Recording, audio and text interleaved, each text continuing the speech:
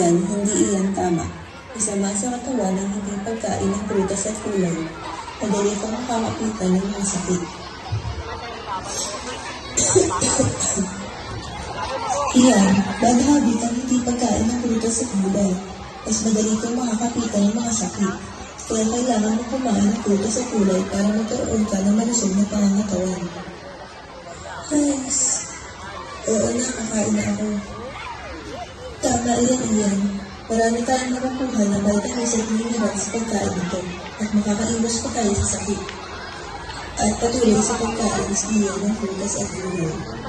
Ang pagkain ng prutas at gulay ay mahalaga sa ating katawan. Ito ay bibigay ng iba't ibang nutrisyon sa ating katawan. Kaya mahalaga na araw-araw ang pagkain nito.